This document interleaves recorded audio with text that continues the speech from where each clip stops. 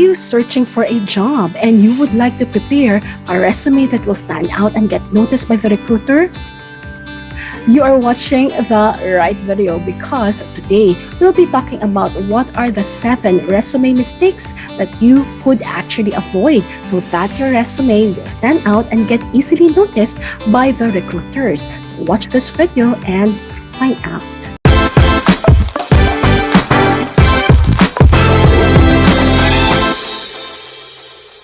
Hi, job seekers! I'm definitely excited to have you in my channel. This is Jamey Iris Empowers, your training and career channel for you. I'm Global Trainer Jamey Iris, your online career coach who will help you succeed in your job hunting or job seeking and at the same time in your career once you actually land at that dream job that you have. If you're already in your job or you already have the job and you want to get promoted, well, you're in the right channel. So looking forward definitely to see you in my other videos so that you know how you can help yourself to become successful.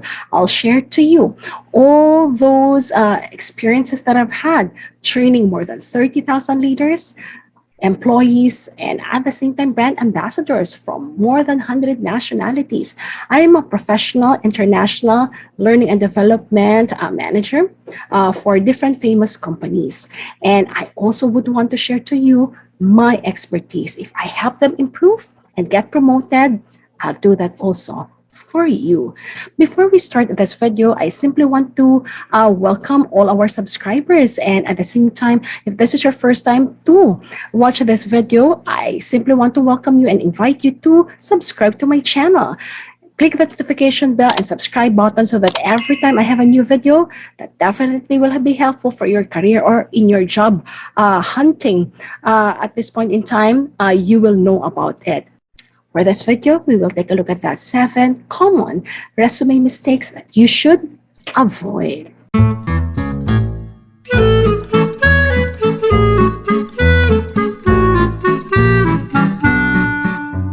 When searching for a job, a resume is important for a potential employer to determine if you are fit for a certain position.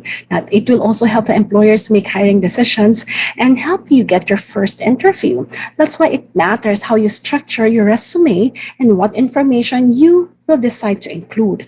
Now, here are some of the common mistakes that you need to avoid when writing a resume that will help you create a more compelling resume and that will stand out in the eyes of the recruiters. Number 1, avoid typographical errors, incorrect spellings, grammatical and formatting errors. A resume should be neat, professional, and easy to read. For format, keep your margins at least 1 inch on all sides. Go for 1.0 or 1.15 line spacing between text and double lines after subheadings. Now, please ensure also to be consistent with punctuations and how you will write the dates, headings, and sections. Now, make sure that you list your achievements and responsibilities in bullet point format and not in paragraph. And then before you submit your resume to an employer, proofread for typos, spelling, grammatical, and formatting errors. You can also use online grammar and spelling checkers such as Grammarly or the spelling and grammar checker in Microsoft Word or Google Doc.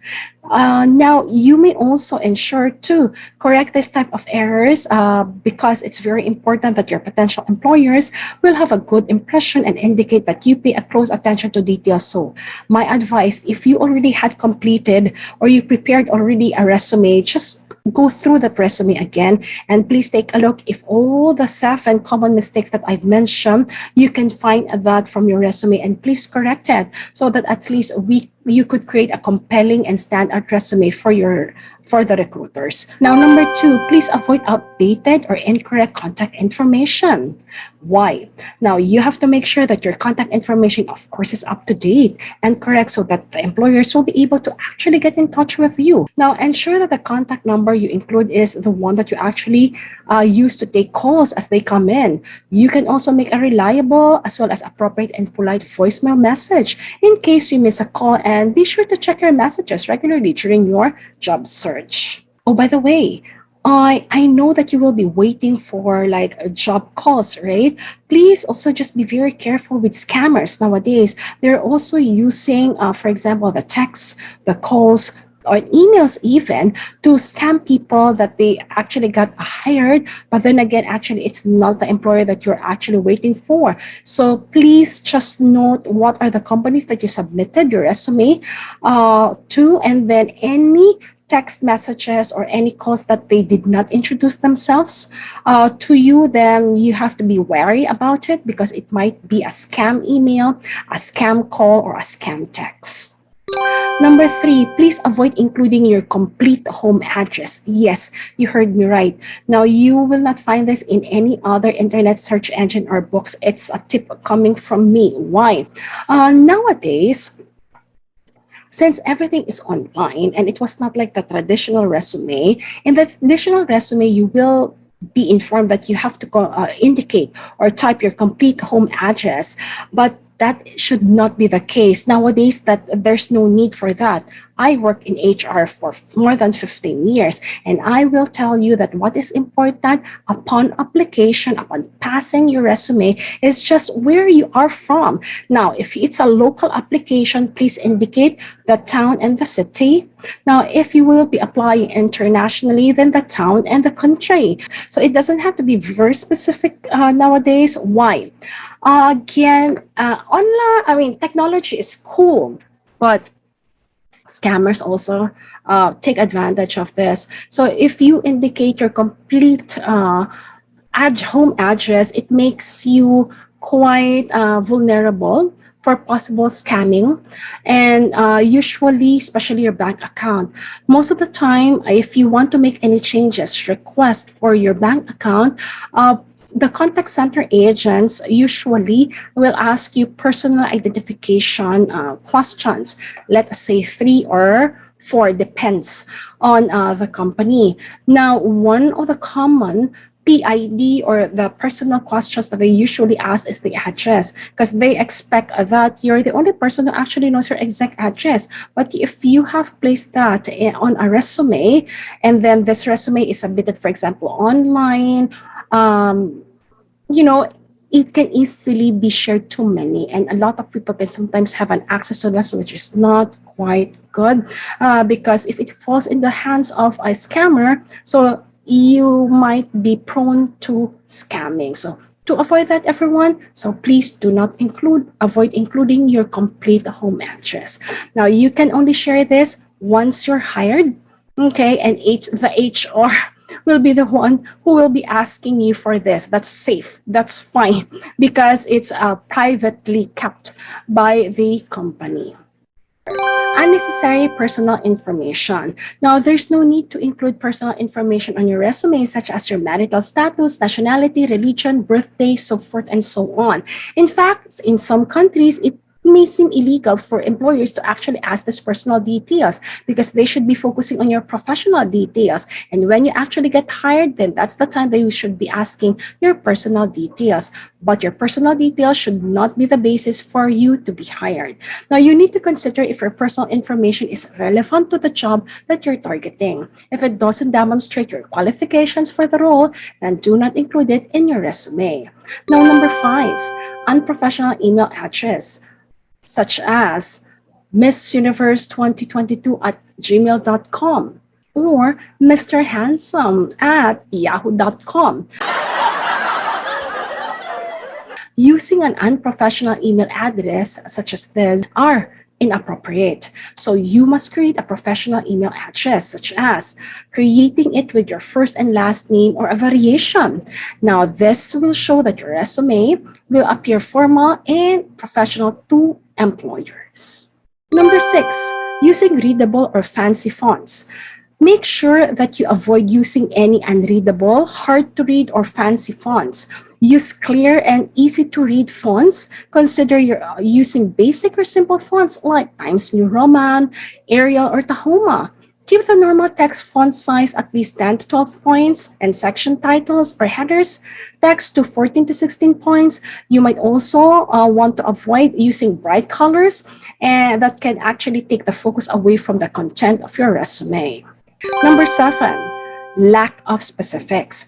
Employers need to understand what you've done and accomplished. Now, this includes less details may cause a potential employer to look past your resume since it does not give them enough evidence to show that you are a good fit for their company. It happened to some of the applicants who actually applied in the company that I was working for. I used to be a recruiter. I recruit both for external employees from one company that I used to work with, and I was the online recruiter, wherein I'm the one who shortlists the resume that I will present to my HR director and to the heads of departments for interview. And for another company, I'm the one who actually scans and at the same time shortlist again candidates for internal application. Now, whether it's external and internal, I look for specifics that needs to be on the resume in order for me to know if you're qualified or not. Now, you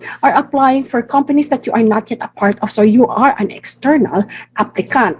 Now, most of the time as an external applicant, you will not hear the feedback of the recruiters regarding how they look at your resume. That's why I am here, your online career coach and strategist who will help you to know what do you need to actually include and avoid when it comes to including in your resume. So if, for example, you're applying for a certain position, make sure that you customize your resume accordingly. Use the keywords that they're using and make sure that you indicate relevant work experiences, responsibilities that you've held for that position. I want to see that as a recruiter, or the recruiters would actually want to see bullet points of the relevant job roles that you've had. Now, can your resume be turned down or not shortlisted because it lacks, even if you've actually had that experience, but you were not able to indicate that or place that in your resume? Can your resume be shortlisted? Definitely not. Why? Because actually, your resume will be the one speaking for you. They are not able to interview you yet, right? So make sure that it's there. Don't provide overly excessive information, but just relevant information enough for them to say, okay, I'll shortlist this candidate.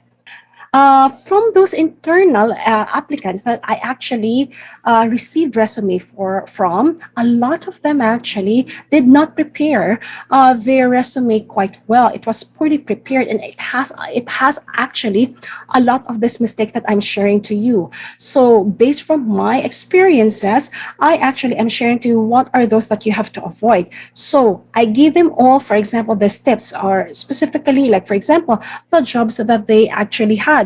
So it is the basis whether I will accept their application or I'll turn it down and ask them to choose another job openings that will fit their qualifications. And then suddenly they will say, for example, okay, I will tell them for this position, okay, we need this experiences, this and that. And then they will say, oh, I have this and that experiences. And then when I look at the resume, I cannot see anything. So I will tell them I don't see any of this and that work experiences that you're saying. So that's why I am not accepting your resume because it lacks qualifications. And they say, no, Jamey, I did this, I did that. So I return to them their resume, and then I ask them, please include that. I want to see that from your resume, and whatever areas that actually I see that they need improvement on. Like if they have this 7 mistakes that I'm telling you,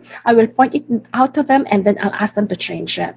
And a lot of them actually changed it, and they got actually to the first base. They got interviewed, and some of them even got the home run and they got hired. So again, it still depends upon the person. Some of them took the advice, some of them did not take the advice. So, but a lot of them did. So I'm simply so happy. So if I help them, I'm excited to help you too. So again, everyone, these are the 7 common mistakes that you should avoid when it comes to, again, preparing your resume. You might not have the opportunity, just like the internal applicants had, wherein they can be given feedback as they submitted their resume. But grab this opportunity as external applicants for the companies that you're applying for, what I am sharing and what I'm coaching you, so that at least you can prepare that standout resume that I believe that recruiters are actually looking 4. So with that, everyone, if you find this video helpful and informative, please click like. And once again, I'm inviting you to subscribe to this channel. Jamey Iris empowers the career and training channel for you. And please share this to any job seekers that you know, new graduates, or anyone who would like, to grow in their career so that they could also, experience and at the same time know what I'm sharing that could help them grow or land a great job. So with that, everyone, my name is Global Trainer Jamey Iris, your online career coach and strategist that will help you grow and develop in your career or help you land that dream job. With that, everyone, may God bless you in your job search, and I'll see you in my next videos.